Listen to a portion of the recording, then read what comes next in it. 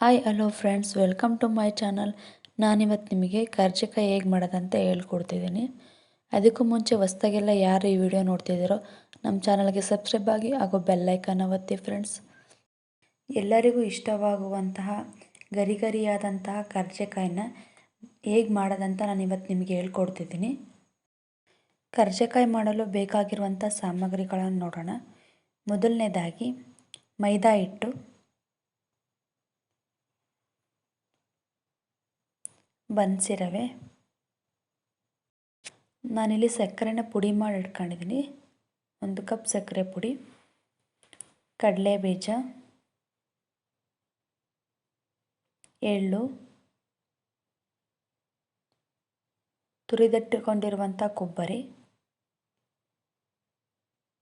ಹಾಗೆ ಸೋಡಾ ಪುಡಿ ಚಿಟಿಕೆವಷ್ಟು, ನೀರು. ನಾವೀಗ ಹೇಗೆ ಮಾಡೋದು ನೋಡೋಣ ಬನ್ನಿ. ನಾನು ಮೊದಲನೇದಾಗಿ ಹಿಟ್ಟು ಕಲಿಸ್ಕೊತಿದ್ದೀನಿ. 2 ಕಪ್ಪಷ್ಟು ಮೈದಾ ಹಿಟ್ಟನ್ನ ಹಾಕೊಳ್ತಿದ್ದೀನಿ ನಾನಿಲ್ಲಿ. ನೀವು ಬನ್ಸಿ ರವೆನ 1 ರೌಂಡ್ ಮಿಕ್ಸಿಲಿ ಒಡ್ಸ್ಕೊಂಬಿಟ್ಟು ಹಾಕ್ಕೊಳ್ಳಿ. ನಾನು ಅರ್ಧ ಕಪ್ಪಷ್ಟು ಬನ್ಸಿ ರವೆ ಹಾಗೂ ಚಿಟಿಕೆವಷ್ಟು ಸೋಡಾ ಪುಡಿನ ಹಾಕಿ ಅದನ್ನು ಮಿಕ್ಸ್ ಮಾಡ್ಕೊಂಡು ಸ್ವಲ್ಪನೇ ನೀರನ್ನು ಹಾಕಿ ಕಲಿಸ್ಕೊಳ್ತಿದ್ದೀನಿ. ನೋಡಿ, ನೀವು ಕಲಿಸ್ಬೇಕಾದ್ರೆ ಸ್ವಲ್ಪ ತೆಳುವಾಗಿ ಕಲಸಿ, ತೀರಾ ಗಟ್ಟಿಯಾಗಿ ಕಲಿಸ್ಬಾರ್ದು. ನೀವು ಗಟ್ಟಿಯಾಗಿ ಕಲಸಿದ್ರೆ ನೆನೆಯೋಕೆ ಇಟ್ಮೇಲೆ ಇನ್ನೂ ಗಟ್ಟಿ ಆಗುತ್ತೆ. ನೋಡಿ, ಇದಾಗಿದೆ. ಈಗ ನೆನೆಯೋಕೆ ಇಡಿ. ಈಗ ನಾವು ಅದಕ್ಕೆ ಒಳಗೆ ಹಾಕುವಂಥ ಸ್ಟಫ್ನ ರೆಡಿ ಮಾಡ್ಕೊಳ್ಳೋಣ. ಮೊದಲನೇದಾಗಿ ಕಡಲೆ ಬೀಜನ ಚೆನ್ನಾಗಿ ಹುರ್ಕೊಬೇಕು. ನೀವು ಕೆಂಪಗಾಗಬೇಕು, ಆ ರೀತಿ ಕಡಲೆ ಬೀಜನ ಹುರ್ಕೊಳ್ಳಿ ಚೆನ್ನಾಗಿ. ನೀವು ಈ ಕಡಲೆ ಬೀಜ ಹಾಕೋದ್ರಿಂದ ತುಂಬ ಟೇಸ್ಟ್ ಕೊಡುತ್ತೆ ಕರ್ಜಿಕಾಯಿ. ನೋಡಿ, ಇಲ್ಲಿ ನಾನು ಚೆನ್ನಾಗಿ ಲೋ ಫ್ಲೇಮಲ್ಲೇ ಹುರ್ಕೊಳ್ತಿದ್ದೀನಿ. ಹೈ ಫ್ಲೇಮ್ ಇಟ್ಟು ಹುರಿದ್ರೆ ನಿಮಗೆ ಕಡಲೆ ಬೀಜ ಆಗಿದೆ ಅನಿಸುತ್ತೆ, ಆದರೆ ಕಡಲೆ ಬೀಜ ಒಳಗೆ ಹಸಿ ಹಸಿ ಇರುತ್ತೆ. ಅದರಿಂದ ಲೋ ಫ್ಲೇಮಲ್ಲೇ ಹುರ್ಕೊಳ್ಳಿ. ನೋಡಿ, ಇದಾಗಿದೆ. ಈಗ ಅದನ್ನು ಒಂದು ಪ್ಲೇಟ್ಗೆ ತೆಗೆದಿಟ್ಕೊಂಬಿಟ್ಟು ನಾನಿವಾಗ ಸ್ವಲ್ಪ ಎಳ್ಳನ್ನು ಹುರ್ಕೊಳ್ತಿದ್ದೀನಿ. ಲೈಟಾಗಿ ಸ್ವಲ್ಪ ಎಳ್ಳನ್ನು ಹುರ್ಕೊಳ್ಳಿ. ಇದು ಹುರಿಯೋದ್ರಿಂದ ಇದನ್ನು ಕೂಡ ಚೆನ್ನಾಗಿ ನಮಗೆ ಟೇಸ್ಟ್ ಕೊಡುತ್ತೆ, ಅದರಿಂದ ಹುರ್ಕೊಳ್ತಿದ್ದೀನಿ ನಾನು. ಇದು ಹುರಿದಿದ್ದಾಗಿದೆ. ನಾವಿವಾಗ ಕಡಲೆ ಬೀಜ ಹುರಿದಿದ್ವಲ್ಲ, ಅದನ್ನು ಸಿಪ್ಪೆ ಬಿಡಿಸ್ಕೊಂಡು ಮಿಕ್ಸಿಗೆ ಹಾಕ್ಕೊಳ್ಬೇಕು. ನೋಡಿ, ನಾನಿವಾಗ ಮಿಕ್ಸಿಗೆ ಹಾಕ್ಕೊಳ್ತಿದ್ದೀನಿ ಇಲ್ಲಿ. ನೋಡಿ, ಈಗ ಸಣ್ಣಗೆ ರುಬ್ಬಿದ್ದೀನಿ ಇದನ್ನು. ನೋಡಿ, ಈ ರೀತಿ ಸಣ್ಣಗಾದರೆ ಸಾಕು.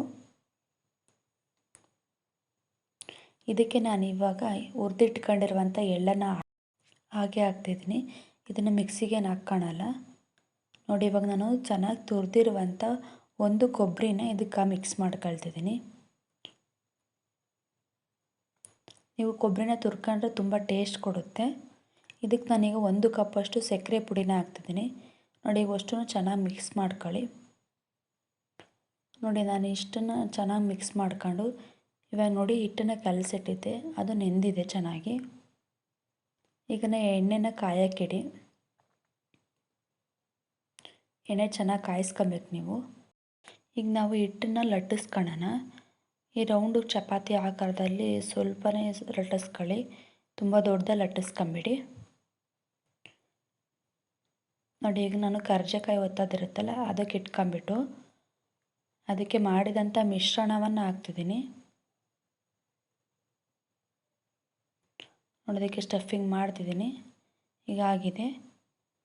ಈ ಥರ ಒತ್ಬಿಟ್ಟು ನೀವು ತೆಗೆದ್ರೆ ನಿಮಗೆ ಒಳ್ಳೆ ಸೂಪರಾಗಿ ಬರುತ್ತೆ. ನೋಡಿ, ಎಷ್ಟು ಚೆನ್ನಾಗಿ ಬಂದಿದೆ. ಈಗ ನಾನು ಎಣ್ಣೆ ಕರಿತಿದ್ದೀನಿ. ಇದನ್ನು 2 ಕಡೆನೂ ಚೆನ್ನಾಗಿ ಬೇಯಿಸ್ಕೊಬೇಕು. ನೀವು ಎಷ್ಟು ಚೆನ್ನಾಗಿ ಬೇಯಿಸ್ಕೊತೀರೋ ಅಷ್ಟು ಟೇಸ್ಟ್ ಕೊಡುತ್ತೆ ಮತ್ತು ಗರಿಗರಿಯಾಗಿ ಇರುತ್ತೆ.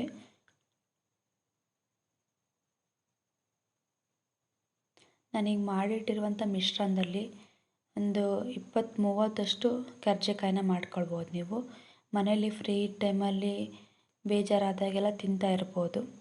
ದೊಡ್ಡವರಿಗೆ ಚಿಕ್ಕವರಿಗೆ ಪ್ರತಿಯೊಬ್ಬರು ಕೂಡ ಈ ಕರ್ಜಿಕಾಯಿನ ಇಷ್ಟಪಟ್ಟು ತಿಂತಾರೆ.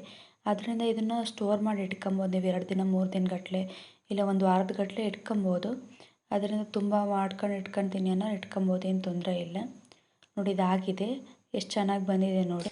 ನೋಡಿ ಫ್ರೆಂಡ್ಸ್, ನಾನು ಎಷ್ಟು ಚೆನ್ನಾಗಿ ಬೇಯಿಸ್ಕೊಂಡಿದ್ದೀನಿ. ಈ ಥರ ಬೇಯಿಸ್ಕೊಂಡ್ರೆ ಗರಿ ಗರಿಯಾಗಿರುತ್ತೆ, ತಿನ್ನೋಕ್ಕೂ ಚೆನ್ನಾಗಿರುತ್ತೆ. ಈ ವಿಡಿಯೋ ನಿಮಗೆ ಇಷ್ಟ ಆಗಿದ್ದರೆ ಲೈಕ್ ಮಾಡಿ. ಧನ್ಯವಾದಗಳು.